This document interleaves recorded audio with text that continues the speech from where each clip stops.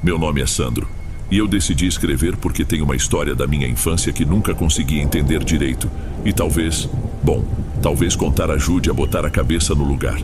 Até hoje, quando penso nisso, não sei dizer se foi só coisa da minha cabeça ou algo a mais. Tudo começou nas férias de julho, quando eu tinha 12 anos.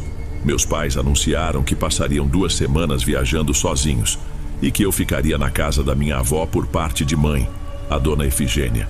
Não gostei nem um pouco da notícia. Eu odiava a ideia. Não era só por ter que deixar meus amigos e meus videogames para trás, mas havia algo na minha avó que me deixava desconfortável. A viagem de carro até a cidadezinha dela foi tensa. Meus pais discutiam baixo no banco da frente e minha mãe, Helena, parecia cada vez mais nervosa à medida que a gente se afastava da capital e a paisagem ficava mais monótona, só pasto e morro. Eu, no banco de trás, só sentia raiva.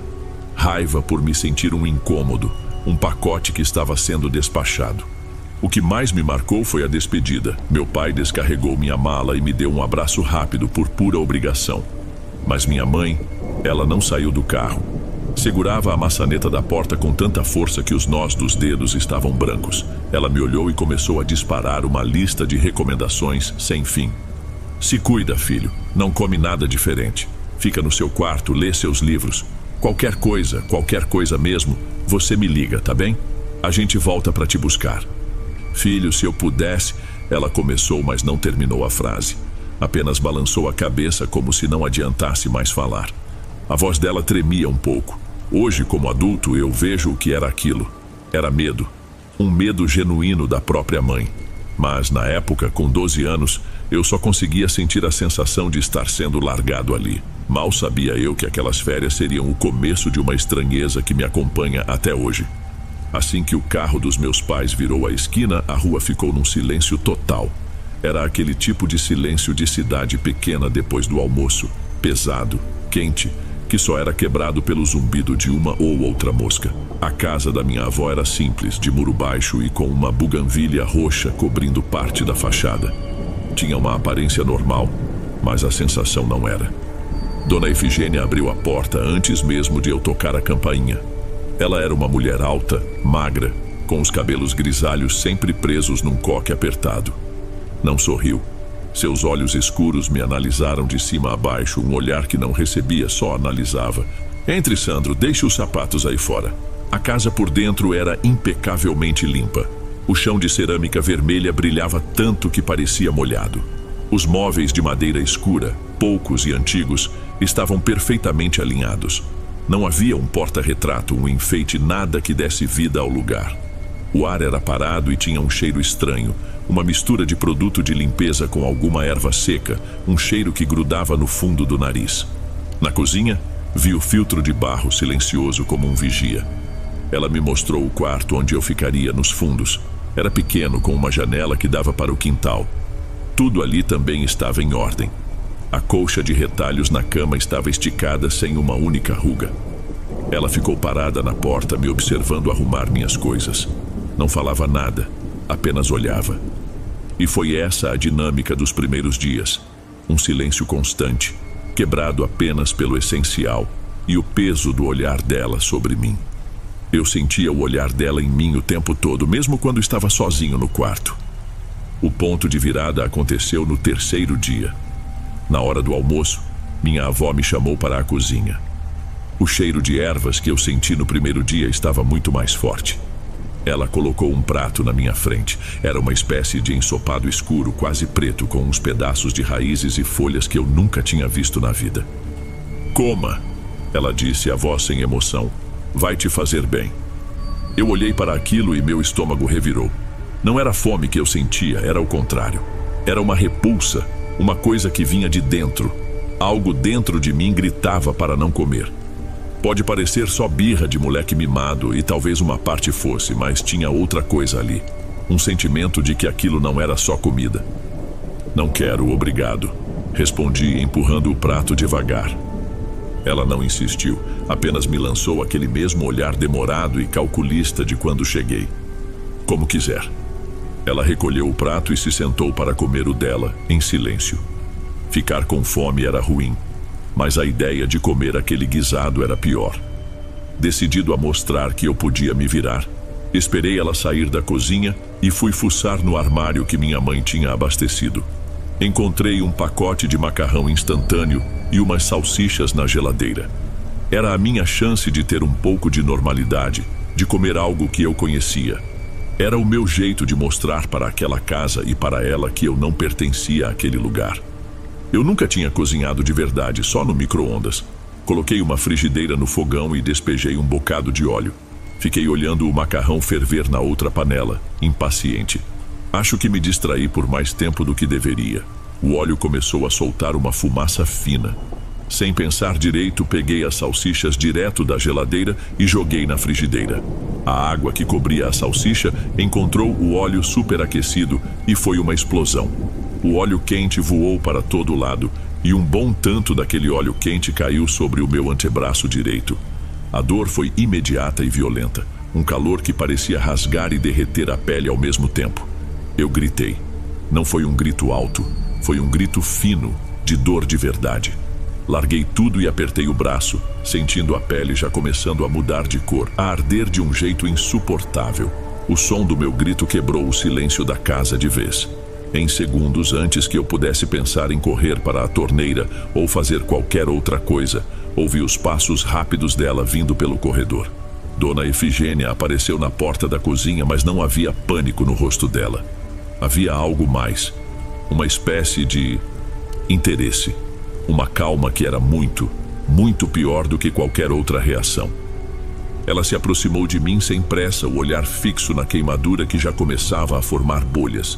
Eu recuei um passo instintivamente, mas ela segurou meu braço com uma firmeza surpreendente para a idade dela.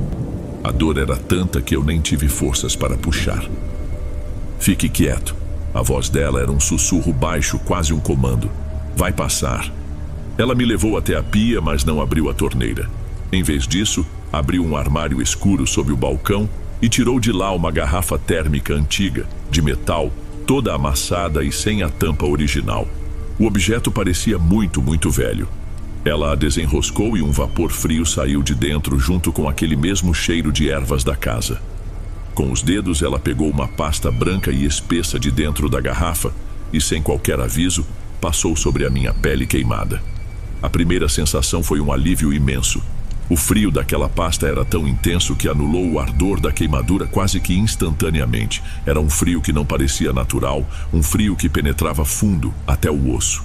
Eu fiquei olhando paralisado enquanto ela cobria toda a área vermelha com a pasta. Foi aí que ela começou a falar, a voz baixa e monótona, como se contasse uma história de ninar. Antigamente, quando a terra era nova e os bichos falavam, não existia cura para a dor. O que doía ficava doído até apodrecer. Se um caçador quebrava a perna na mata, a dor ficava com ele e a mata o comia. Se uma criança caía no fogo, a dor ficava com ela e o fogo a levava. A dor era um bicho faminto. Ela continuava a espalhar a pasta com movimentos circulares e lentos. Meu braço inteiro estava dormente por causa do frio. Mas a terra é mãe e toda mãe ensina seus segredos para quem sabe ouvir.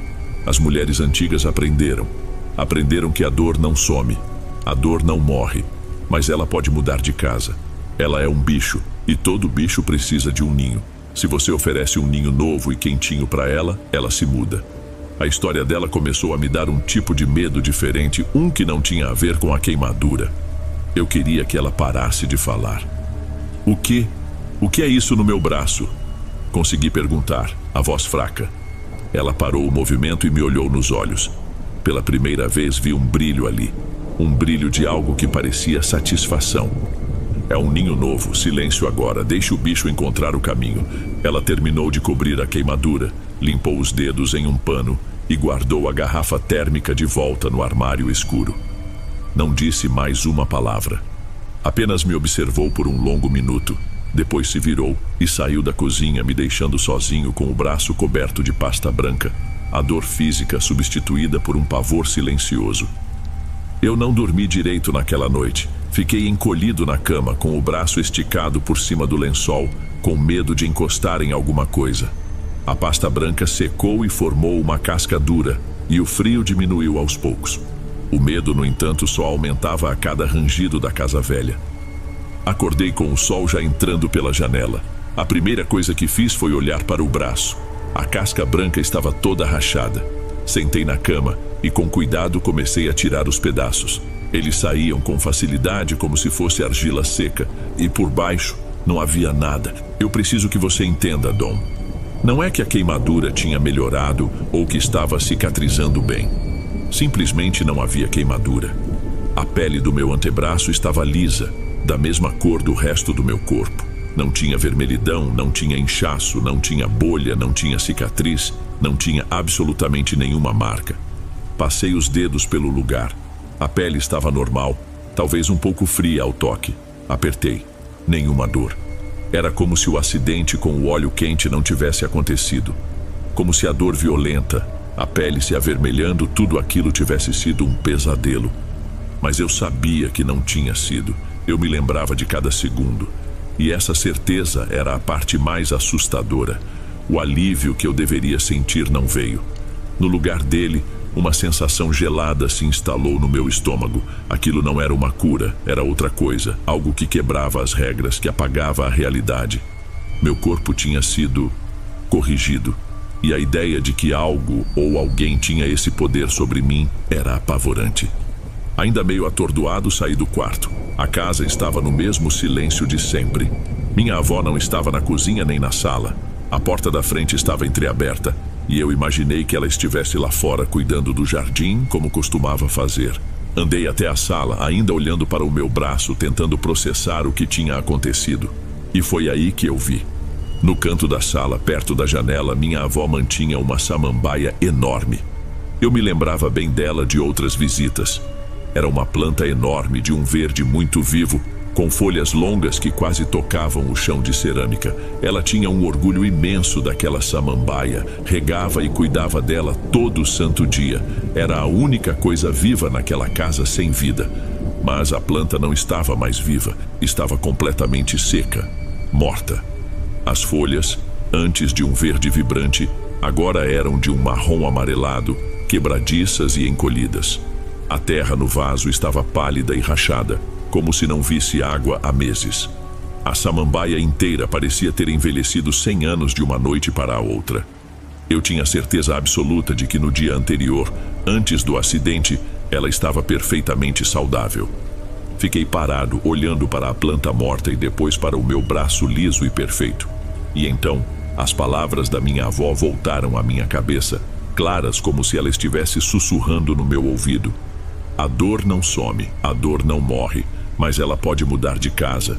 Se você oferece um ninho novo, ela se muda. A ficha caiu de um jeito horrível. O ninho. O novo ninho não era a pasta branca. O ninho era a planta. A dor, o ferimento, o dano da minha pele não tinham sido apagados, tinham sido transferidos. Minha avó não tinha me curado. Ela tinha pego o bicho da dor que estava em mim e o forçado para dentro daquela planta, matando-a no processo. A cura teve um preço, e outra coisa tinha pagado por mim. O alívio que senti na pele não foi o fim da dor, foi só a passagem dela para outro ser vivo. Fiquei o resto da semana trancado no quarto, saindo apenas para o essencial. Comia os biscoitos e salgadinhos que minha mãe tinha deixado e evitava minha avó a todo custo. Ela também não me procurava. A samambaia morta continuava na sala como uma prova silenciosa do que tinha acontecido. No dia de ir embora, quando o carro dos meus pais parou na frente da casa, eu senti um alívio que quase me derrubou. Ao olhar uma última vez para a fachada, tive a impressão de que a buganvília roxa que cobria o muro já não tinha a mesma cor, parecia mais pálida, menos viva. Minha mãe me abraçou forte e senti o corpo dela tremer. Ela olhou por cima do meu ombro para Dona Efigênia, parada na porta, e eu vi nos olhos da minha mãe o mesmo medo que eu sentia. Pela primeira vez, nós dois compartilhamos o mesmo segredo, sem precisar de uma única palavra. Eu nunca mais voltei àquela casa. Minha avó faleceu uns 5 anos depois. Eu não fui ao enterro. O mais estranho, Dom, é o que veio depois. Daquele dia em diante, eu nunca mais me machuquei de verdade. Tive os tombos e arranhões de qualquer pessoa, mas nada sério. Nenhum osso quebrado, nenhum corte profundo. É como se eu tivesse uma proteção esquisita, uma proteção que não pedi e que não me conforta nem um pouco. Hoje eu entendo. Aquilo não foi uma cura, foi uma marcação. Ao tirar a dor de mim, minha avó me ligou àquela prática dela. Ela não me salvou, ela me marcou como se eu fosse dela. Me marcou como algo que pertencia a ela, ao mundo dela. Às vezes fico pensando se a dívida foi paga só com a morte daquela planta, ou se um dia a conta por aquela cura que não era certa vai chegar. Vivo com essa sensação. Um zumbido baixo e constante no fundo da mente, a lembrança de que a realidade tem regras e que meu corpo, uma vez, foi a prova de que elas podem ser quebradas.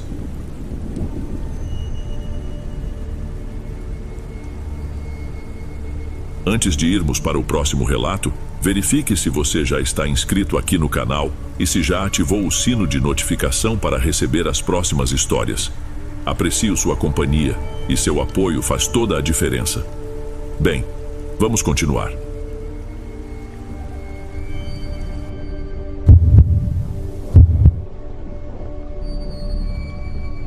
Hoje sou só mais um cara comum, mas por quase 10 anos minha realidade foi bem diferente.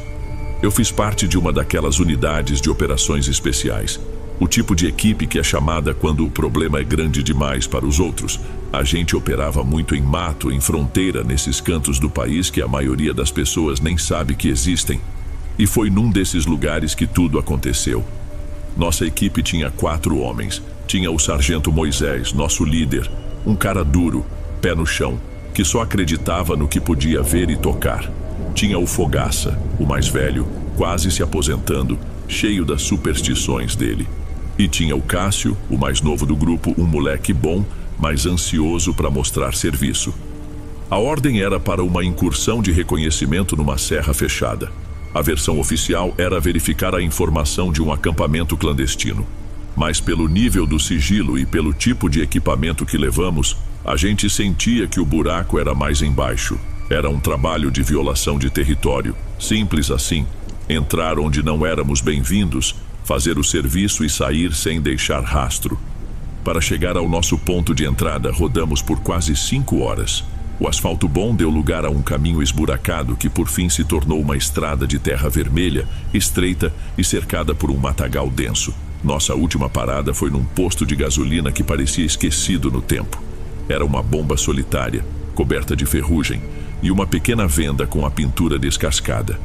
Enquanto o Sargento Moisés acertava os últimos detalhes pelo rádio, eu e o Fogaça descemos para esticar as pernas. Foi quando um senhor apareceu, vindo de uma borracharia que ficava ao lado. Ele era muito magro, a pele curtida pelo sol, e nos olhou por um instante, um olhar que parecia atravessar a gente. "Vão subir a serra?" ele perguntou com uma voz rouca. Fogaça, sempre mais aberto a uma conversa, respondeu: "É trabalho, meu senhor." O velho negou com a cabeça muito devagar. "Tem trabalho que não vale o risco. A dona de lá é ciumenta. Não gosta que mexam no que é dela." Nesse exato momento, o sargento desceu da viatura já impaciente. Vamos, deixem de conversa." O homem não disse mais nada, apenas nos deu as costas e entrou de novo na sua oficina. Eu não sou supersticioso como o Fogaça, que deu para ver que ele ficou tenso, mas a frase do velho ficou martelando na minha cabeça. Não soou como um aviso, soou como uma sentença. Deixamos a viatura camuflada num recuo da estrada e seguimos a pé. No momento em que entramos na mata de verdade, foi como passar por uma porta que a gente não via. O ar ficou mais denso, pesado, com um cheiro forte de folha podre e terra molhada. Os barulhos da civilização sumiram por completo, substituídos por um zumbido baixo e constante de insetos. As árvores eram enormes, as copas tão entrelaçadas que o dia virou uma penumbra constante lá embaixo. A gente avançava em fila, em silêncio, cada um quieto, na sua. Eu só ouvia o som das nossas botas afundando no chão fofo e, de vez em quando, o barulho do facão do Fogaça abrindo uma passagem. Depois de uns 40 minutos de caminhada, chegamos a uma clareira pequena e circular. E bem no centro dela, havia uma árvore que não parecia pertencer àquele lugar. O tronco era liso e pálido, quase branco, e retorcido de um jeito estranho, como se tivesse crescido sentindo dor. Fogaça parou na mesma hora. "Sargento, olha isso." Ele falou baixo com um tom de respeito. "Que bicho esquisito." Moisés só olhou por cima do ombro. É só uma árvore, Fogaça, não temos tempo para isso, em frente. Mas o Cássio, talvez por pura molecagem ou para se mostrar, deu um sorriso de lado. Ele andou até a árvore e, sem pensar duas vezes, bateu com a coronha do fuzil no tronco dela. O som que fez foi oco, um baque surdo que pareceu errado.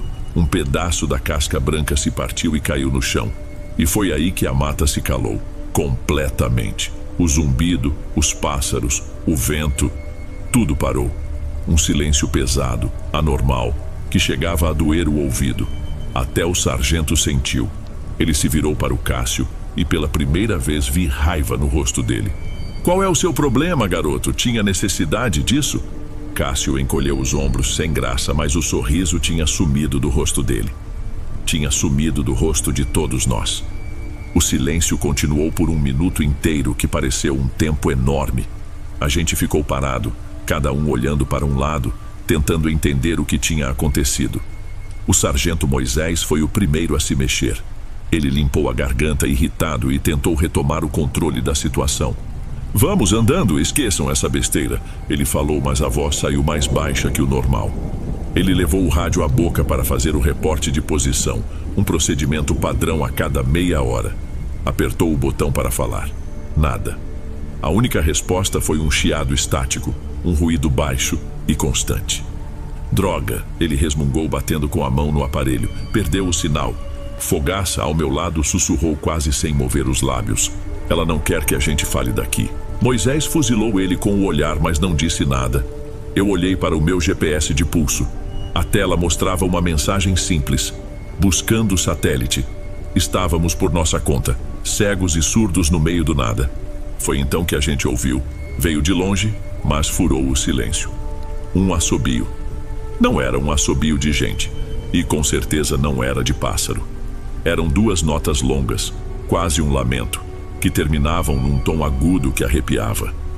Num segundo, o treinamento falou mais alto. Sem que ninguém desse uma ordem, nós quatro formamos um círculo, costas com costas, fuzis apontados para a escuridão da mata, cada um cobrindo um setor. Esperamos. Senti o coração socando as costelas. Caçador, disse o sargento, tentando encontrar uma lógica. Ou um olheiro deles. Fiquem alertas. Mas a explicação não convencia. O ar ao nosso redor tinha ficado frio, um tipo de umidade gelada que parecia subir do chão e se agarrar na nossa roupa. E aquele assobio, não tinha nada de humano nele. Ficamos naquela posição por uns 5 minutos. E quando eu estava quase acreditando na teoria do sargento, o assobio veio de novo. Mas desta vez, veio do nosso lado esquerdo. E parecia estar a poucos metros de distância. Todos nós viramos as armas naquela direção. O mato era denso e por um segundo eu não vi nada. Foi Cássio quem a viu primeiro. Ele estava do meu lado e eu ouvi o ar faltar nos pulmões dele. O que é aquilo? Ele gaguejou, a voz um fiapo. Eu segui o olhar dele e então a enxerguei. Parada entre duas árvores gigantescas, a uns 20 metros de distância, havia uma figura de mulher. Digo figura porque não parecia humana. O corpo era magro, coberto por um tipo de vestido escuro e rasgado, manchado de terra e lodo. O cabelo era uma massa escura e emaranhada, cheia de folhas e pequenos galhos, que caía sobre o rosto, escondendo os traços. Ela estava simplesmente parada, nos observando.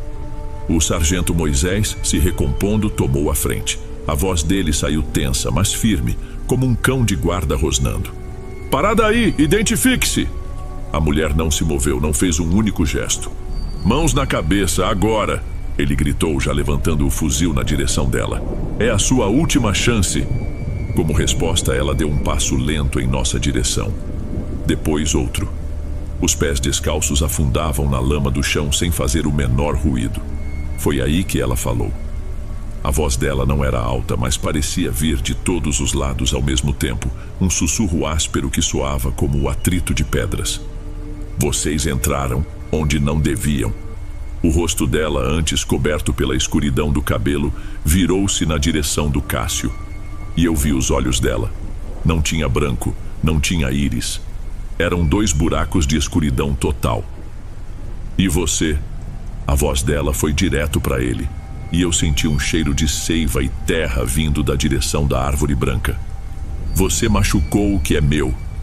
Viu Cássio tremer da cabeça aos pés. Ele tentou levantar a arma, mas os braços dele não obedeciam. A mulher abriu a boca e o que saiu de lá não foi uma palavra. Foi uma nota baixa, gutural, uma vibração que fez o ar ondular. Eu senti aquilo dentro do meu peito, uma pressão horrível. Cássio soltou um grito abafado e levou as mãos à garganta. Ele caiu de joelhos, o corpo se dobrando para trás num ângulo que uma coluna não faz, os olhos vidrados. "Atirem!" berrou o sargento. Eu apertei o gatilho. O Fogaça também. O único som foi o clique metálico e seco do percussor. Um som que qualquer soldado aprende a temer mais do que o de um disparo. De novo. E de novo. Nada. Nossas armas estavam mortas, travadas como se estivessem cheias de areia. Éramos inúteis. E a mulher continuava lá, nos observando, enquanto Cássio se contorcia no chão sem emitir mais nenhum som. Com os nossos fuzis inúteis nas mãos, o sargento Moisés gritou a única ordem que restava. "Faca! Usem as facas! Recuar!" Mas não havia para onde recuar. A mulher, a guardiã daquele lugar, ergueu os braços lentamente. E daquela boca escura começaram a sair palavras numa língua que não pertence a este mundo. Eram sons estalados, arrastados, uma cadência que parecia imitar o quebrar de galhos e o ranger de raízes se movendo sob a terra. O chão vibrou levemente sob as nossas botas. Das sombras entre as árvores, do próprio solo aos nossos pés, as coisas começaram a se levantar. Não eram pessoas, não eram animais, eram formas que pareciam gente, feitas de galhos retorcidos, cipós grossos e um barro escuro e brilhante. Não tinham rosto, apenas um buraco liso e fundo onde a cara deveria estar. Eles se moviam de um jeito quebrado aos solavancos, mas eram rápidos. Em segundos, estávamos completamente cercados. Devia ter mais de uma dúzia deles. Fogaça foi o primeiro a entender que lutar era inútil. Ele largou o fuzil, que caiu com um baque surdo na lama, e arrancou do pescoço um terço de madeira que sempre carregava. Com os olhos fechados, ele começou a rezar em voz alta. "Pai nosso que estais no céu", uma daquelas coisas de madeira e barro avançou sobre ele. Não tinha garras, não tinha dentes. A criatura simplesmente o agarrou, um braço no ombro e outro na cintura dele. E eu ouvi o som de ossos grandes se partindo. Um estalo molhado, alto, seguido por um suspiro de dor do Fogaça. O corpo dele foi torcido num ângulo impossível e caiu no chão como um boneco de pano. O sargento Moisés soltou um grito de pura fúria e partiu para cima de outra criatura. Ele era um homem grande e forte, treinado para matar com as próprias mãos. Ele enterrou sua faca de combate no que seria o peito do ser. A lâmina entrou, mas o que se ouviu foi um som de madeira úmida se rasgando. Não saiu sangue. A criatura nem sequer recuou. Em vez disso, outras duas o agarraram por trás. Uma terceira veio pela frente e os braços de galho se fecharam sobre a cabeça do sargento. Eu vi os músculos do pescoço dele se retesarem, tentando resistir. Houve um som horrível de pressão de algo úmido sendo esmagado e o corpo do meu comandante ficou mole. Eles o largaram no chão, o rosto completamente destruído.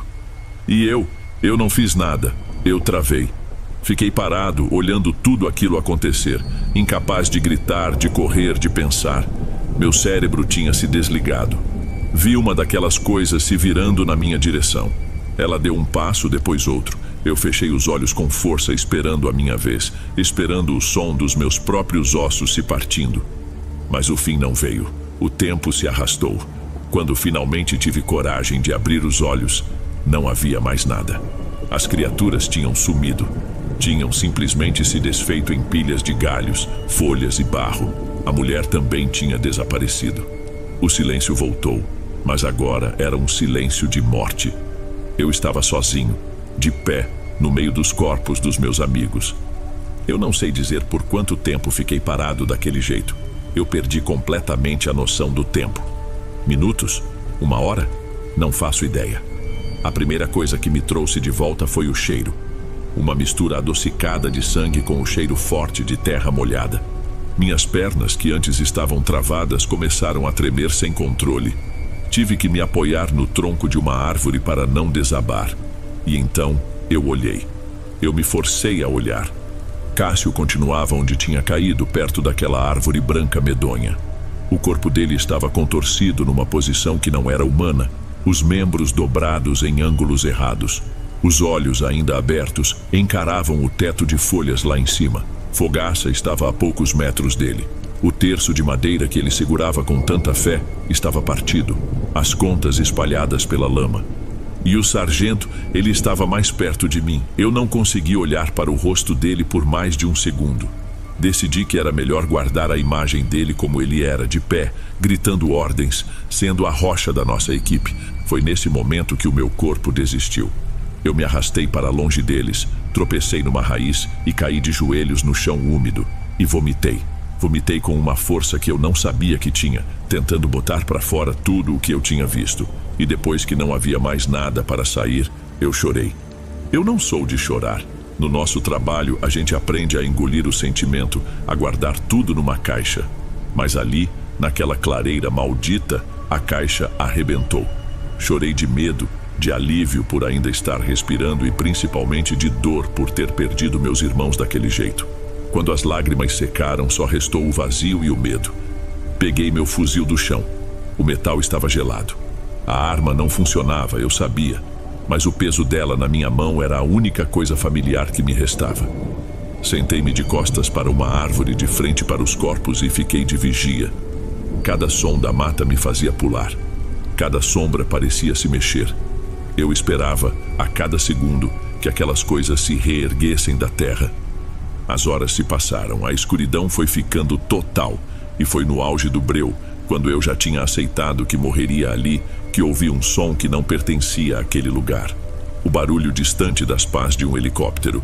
O som do helicóptero foi ficando mais alto até se tornar um barulho ensurdecedor que abafava todos os outros. Uma luz fortíssima varreu a clareira, transformando a noite em dia e iluminando aquela cena em todos os seus detalhes. Vi as cordas descendo e os homens da equipe de resgate deslizando por elas. Eram dos nossos. Eles eram homens experientes, acostumados com o pior. Mas eu vi o choque nos rostos deles quando as lanternas passaram pelos corpos. Ninguém fez perguntas. Eles apenas me ajudaram a levantar, verificaram se eu não tinha ferimentos graves e iniciaram o procedimento para remover os corpos. Quem comandava a equipe era um major que eu só tinha visto de longe na base. Ele não me perguntou como eu estava. Me levou para um canto, longe dos ouvidos dos outros, e foi direto ao ponto. A voz dele era fria, direta. Soldado, olhe para mim. O que aconteceu aqui? Eu tentei falar a verdade. Minha voz saiu trêmula, quebrada. Major, foi uma mulher. E saíram umas coisas da terra. As armas não funcionaram. Ele me ouviu sem piscar, e quando eu terminei, ele negou com a cabeça como se estivesse explicando algo óbvio para uma criança. Não. O que aconteceu aqui foi uma emboscada. Um grupo de criminosos, grande e fortemente armado. Vocês foram surpreendidos, lutaram com bravura, mas o inimigo era gente demais. Seus homens caíram em combate. Entendeu? Eu fiquei olhando para ele sem entender. Ele se aproximou mais. Essa é a única história que existe. É a que vai para o relatório final e é a que vamos contar para as famílias deles. Qualquer outra versão vai garantir que você passe o resto da sua vida numa ala psiquiátrica e vai jogar o nome dos seus amigos na lama. Fui claro? Eu não tive forças para argumentar. Só concordei com a cabeça. Eu participei da mentira. Tive que olhar nos olhos da viúva do Fogaça e dizer que o marido dela foi um herói. Tive que abraçar a mãe do Cássio no funeral. Cada palavra que eu dizia era como engolir cacos de vidro. Pedi baixa alguns meses depois. Nunca mais pisei numa mata. Qualquer lugar muito quieto me deixa agitado. O silêncio deixou de ser paz e virou a espera por alguma coisa. Às vezes, quando estou quase dormindo, juro que escuto bem de longe aquele mesmo assobio de 2 notas. E fico pensando se ela só estava esperando eu contar a verdade para alguém, para então vir terminar o serviço que começou naquela clareira.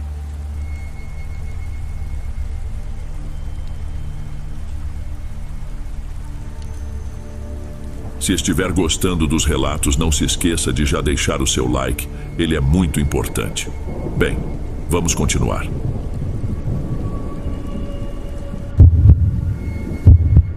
Isso aconteceu há alguns anos, quando eu ainda era do exército. Eu tinha 20 e poucos anos. Achava que entendia como o mundo funcionava. A gente foi mandado para uma área de mata fechada, bem isolada, para uma missão de reconhecimento. A informação que chegou para nós era de atividade de extração ilegal de madeira na região. Gente que não costuma ser muito amigável com visitas. Meu nome é Matias. Naquela época eu fazia parte de um grupo pequeno. Tinha o Sargento Lima, um sujeito duro, casca grossa mesmo, mas um líder justo. O Gomes, que falava mais que todo mundo junto e tentava fazer piada de tudo para aliviar o clima. E o Dário, um recruta novato, um garoto quieto que parecia sempre um pouco assustado com tudo. A caminhada foi pesada, o ar era grosso, úmido e o cheiro de terra molhada e folha podre grudava na gente. É o tipo de lugar onde o silêncio nunca é completo, sabe? Sempre tem um inseto, um bicho, alguma coisa se mexendo no meio do mato. Já existia uma tensão entre nós, e não era só pela possibilidade de dar de cara com os madeireiros. Era o lugar. A mata tem um jeito de te observar que te deixa desconfortável. Lá pelo meio da tarde, o tempo virou de um jeito que não estava no roteiro. O céu, que já era cinza, ficou quase preto. A primeira gota de chuva que caiu foi um pingo pesado, um aviso. Logo depois, a coisa desabou. Não era uma chuva, era um dilúvio. Em questão de minutos, a trilha que a gente seguia virou um riacho de lama. Lima levantou a mão, o sinal conhecido para parar. A voz dele mal passava pelo som da água caindo com força nas folhas. Não dá para seguir assim, vamos montar acampamento aqui e esperar essa água baixar. Ele apontou para uma clareira pequena, um pouco mais elevada que o resto do terreno. Ninguém discutiu. A gente só queria sair daquele aguaceiro e ter um lugar pelo menos um pouco seco para passar a noite. Montamos tudo no automático, o mais rápido que deu. Lona esticada entre as árvores, os ponchos para dar uma proteção extra. O básico. A gente sabia que ia ser uma noite longa. Mal fazíamos ideia do quanto. A chuva não deu trégua, pelo contrário, parecia ficar mais forte a cada minuto. O barulho da água batendo na lona era tanto que a gente mal conseguia conversar, só trocava olhares. O frio começou a pegar também, aquele frio úmido que entra nos ossos e parece que não sai mais. O Sargento Lima, como sempre, tentava manter o protocolo. Ele pegou o rádio para reportar a nossa situação, avisar que a gente tinha feito uma parada forçada. Ele ficou um tempo ali, girando o seletor, ouvindo só o chiado da estática. Depois de umas 2 ou 3 tentativas, ele largou o aparelho com raiva na mochila. Que inferno! Ele resmungou mais para si mesmo do que para nós. Não tem sinal de nada, essa tempestade deve ter apagado qualquer comunicação.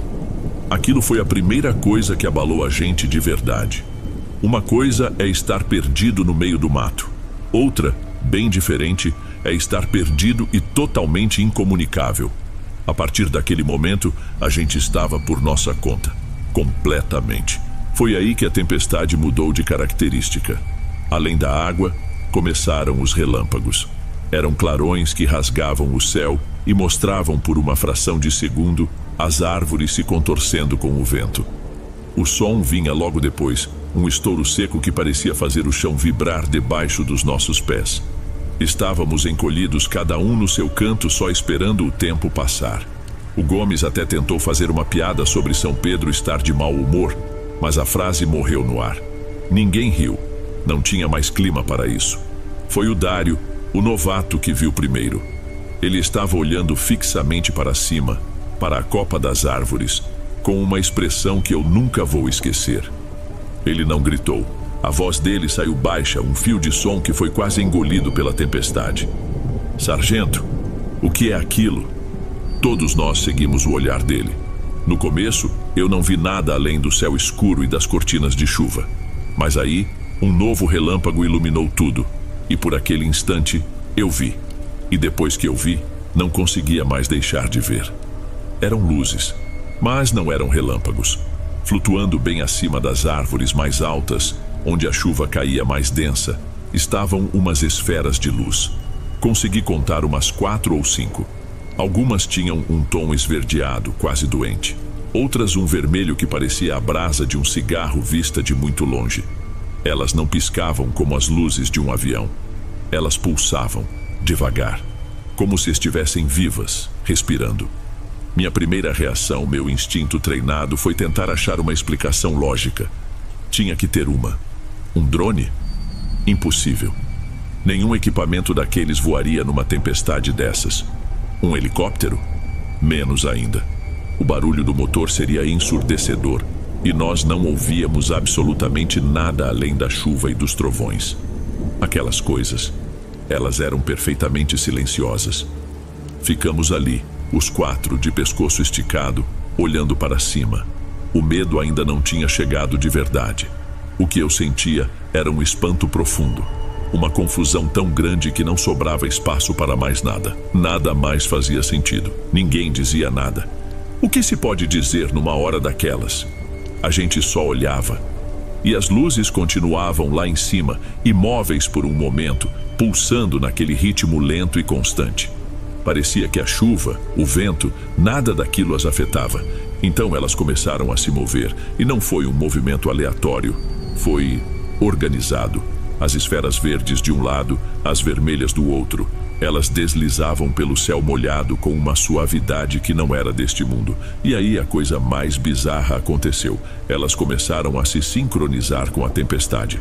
Um relâmpago cortava o céu e no exato instante do clarão, todas as luzes se juntavam no centro, formando um círculo quase perfeito.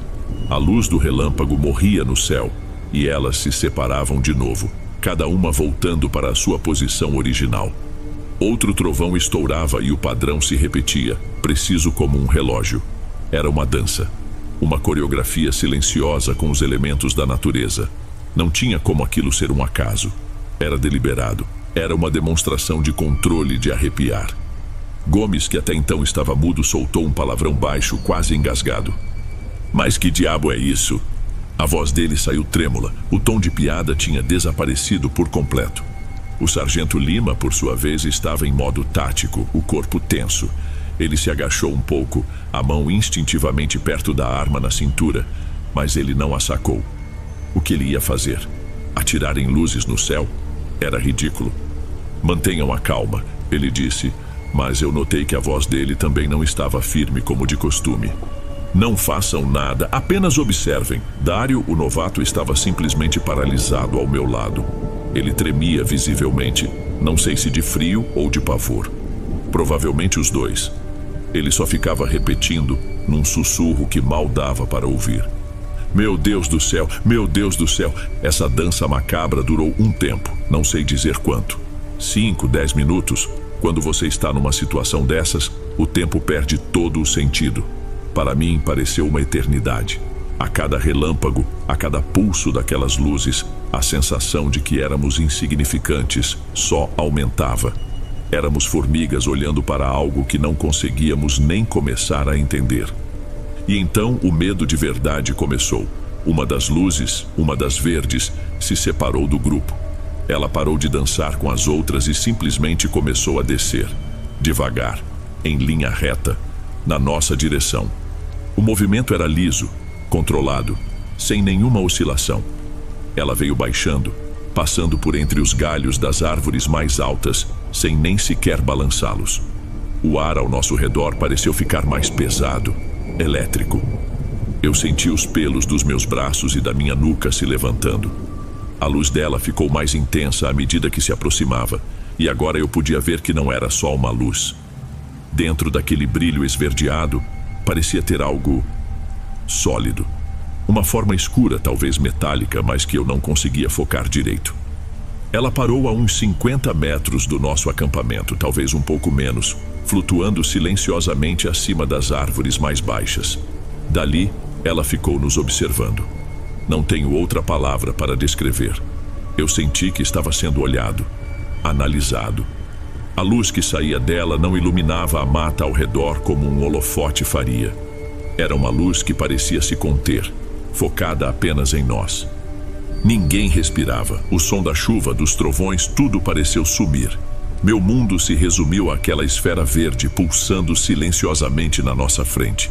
Foi nesse exato momento que o espanto virou pavor puro. Porque aquilo não estava só de passagem, aquilo sabia que a gente estava ali e por algum motivo desconhecido tinha interesse em nós. O tempo que aquela coisa ficou parada ali, nos encarando, foi o mais longo de toda a minha vida. Cada segundo se arrastava, denso, ninguém se mexia. Um movimento em falso, um barulho mais alto, e o que aconteceria? Eu não queria de jeito nenhum descobrir. A gente estava completamente exposto, vulnerável. Todo o nosso treinamento, nossas armas. Eu olhei para o fuzil ao meu lado e ele me pareceu um brinquedo inútil. Então, do mesmo jeito que começou, acabou. A esfera verde simplesmente se apagou. Não foi um apagar gradual como uma lâmpada diminuindo o brilho. Foi um clique. Num instante estava lá, no outro, a escuridão tomou seu lugar. Instintivamente olhamos para cima procurando as outras. Tinham sumido também. O céu era apenas o céu de uma tempestade outra vez, com os relâmpagos que agora pareciam normais, quase confortáveis em comparação. Fez-se um silêncio pesado entre nós. Era um silêncio diferente do de antes. Não era de espanto, era de puro choque. Foi o Gomes quem o quebrou. Foram embora? Ele perguntou, a voz ainda um sussurro rouco. O sargento Lima demorou a responder. Ele ainda varria a escuridão acima das árvores com o olhar. Parece que sim, disse ele, finalmente se virando para nós. Fiquem alertas, ninguém dorme esta noite. Vamos fazer a vigia em duplas. Matias, você vem comigo. Gomes e Dário, fiquem juntos. Houve um brevíssimo momento de alívio. Um suspiro coletivo que nem percebemos que estávamos segurando. A ameaça tinha ido embora. A gente tinha sobrevivido. Mas essa sensação durou pouco. Durou exatamente até a gente começar a ouvir os sons. Primeiro foi um galho se partindo, um estalo alto, seco, que definitivamente não foi causado pelo vento. Forte demais para ser um bicho pequeno, como uma capivara ou um porco do mato. Todos nós gelamos e olhamos na direção do som, para a escuridão densa da mata à nossa esquerda. Lima fez um sinal com a mão, pedindo silêncio absoluto. Ficamos imóveis, prendendo a respiração, tentando captar qualquer outra coisa por cima do som da chuva, que agora era mais fina. E o som veio. Passos. Mas não eram passos de gente. Eram pesados, fundos. O som de alguma coisa muito grande afundando e se soltando da lama. Eram lentos, espaçados. Um, depois outro. Parecia que estava circulando o nosso acampamento. O som parava por alguns segundos e depois recomeçava, um pouco mais para a direita. Estava nos rodeando. A gente trocava olhares desesperados sob a lona. O que quer que estivesse lá fora era grande e estava perto, perto demais. O pavor que eu senti naquele momento foi diferente de tudo. As luzes no céu eram assustadoras, mas eram algo que eu podia ver. Isso era só um som na escuridão. A minha imaginação começou a trabalhar, a preencher os vazios com as piores coisas que eu conseguia pensar. Meu coração batia forte contra as costelas. Eu peguei meu fuzil, não porque achava que ia adiantar, mas por puro reflexo. Ter algo pesado nas mãos me dava uma falsa sensação de controle. Dário começou a chorar baixinho, um choro contido de puro pavor. Gomes, que estava ao lado dele, botou a mão no seu ombro, mais para se acalmar do que para acalmar o garoto. Ninguém disse nada para ele parar. Todos nós estávamos no nosso limite. A noite inteira foi assim. Os passos se afastavam e quando a gente pensava que tinha acabado, eles voltavam, às vezes de outra direção. Não era mais uma observação distante do céu. A coisa ou as coisas desceram e estavam ali conosco na escuridão. A gente sobreviveu àquela noite, mas eu não sei dizer como. Talvez o cansaço extremo tenha vencido o medo em algum momento, ou talvez a gente simplesmente não tenha dormido. Só sei que a luz cinzenta do amanhecer começou a se infiltrar por entre as árvores, fraca e tímida, mas foi o suficiente para espantar as sombras. E com a primeira luz, os sons pararam. O silêncio que ficou era pesado, cheio de tudo o que não foi dito durante a noite. A chuva tinha finalmente parado, só restava um gotejar constante das folhas mais altas. Ninguém parecia ter coragem de sair de debaixo da lona. Foi o sargento Lima, sempre o líder, que se levantou primeiro. Ele espreguiçou o corpo rígido, olhou em volta com o rosto exausto e então ele congelou no lugar. Ele estava olhando para o chão, para a lama no meio da nossa pequena clareira. Um lugar que deveria ter apenas as marcas das nossas botas. Mas não tinha. Não se mexam, ele disse a voz baixa e grave, quase um rosnado. Nós nos aproximamos com cuidado, seguindo o olhar dele, e então nós vimos. Atravessando o nosso acampamento, a poucos metros de onde passamos a noite, havia um rastro, pegadas, mas eram diferentes de tudo o que eu já tinha visto na vida em qualquer livro ou manual. Eram enormes, facilmente o triplo do tamanho de uma bota militar. E não tinham o formato de um pé. Eram só 3 dedos longos e finos, com o que pareciam ser garras na ponta, fincados fundo na lama. O rastro vinha de um lado da mata, passava a uns 4 ou 5 metros de onde a nossa lona estava esticada e sumia do outro lado. Aquela imagem me deu um estalo na cabeça. A coisa não estava só nos rodeando na escuridão. Ela tinha entrado. Tinha caminhado no meio de nós enquanto estávamos encolhidos de medo. Os passos que nos cercavam haviam parado minutos antes e, no silêncio tenso que se formou, não ouvimos sua passagem. Senti um gelo por dentro. Desmontamos o acampamento em silêncio total no automático. Cada um estava perdido nos seus próprios pensamentos. A caminhada de volta foi um borrão na minha memória. Ninguém olhava para os lados. A gente só queria sair dali o mais rápido possível. Cada estalo de galho, cada sombra que se movia com o vento, era motivo para um sobressalto. Quando finalmente chegamos na base, fomos levados direto para uma sala de reunião. Um oficial superior, um major que eu nunca tinha visto antes, nos esperava. O sargento Lima fez o relatório. Contou da tempestade, da parada forçada, da perda de comunicação, mas quando chegou na parte das luzes, ele hesitou, procurando as palavras. O major nem o deixou falar, só fez um gesto com a mão, o interrompendo. Nós sabemos o que vocês viram. O relatório de vocês vai constar apenas a tempestade e a dificuldade técnica. Estão terminantemente proibidos de comentar sobre o resto, com quem quer que seja. Fui claro? A gente só concordou com a cabeça. Uma ordem é uma ordem. Aquilo me atingiu com força. Eles já sabiam. Aquilo não era uma novidade para eles. Era só para nós. Eu continuei no exército por mais 6 meses depois daquilo, mas eu não era mais o mesmo. Eu me pegava olhando para o céu noturno com um calafrio, esperando ver alguma coisa. Eu me sobressaltava com qualquer barulho no escuro. Como você luta contra um inimigo que não entende? Como você defende um perímetro contra algo que ignora as leis da física? Aquele orgulho que eu sentia de vestir a farda, aquela certeza de que eu estava fazendo a coisa certa, tudo isso se esvaziou. Foi substituído por um medo constante e pela certeza de que a gente não era absolutamente nada. Eu pedi baixa, não contei para ninguém o motivo real, inventei uma história sobre problemas de família. É por isso que eu te escrevo, Dom, porque carregar essa história sozinho por tanto tempo é um peso muito grande. Aquela noite na mata não me deixou com uma cicatriz física. Deixou algo muito pior. Ela arrancou algo de dentro de mim e eu nunca mais consegui preencher esse vazio.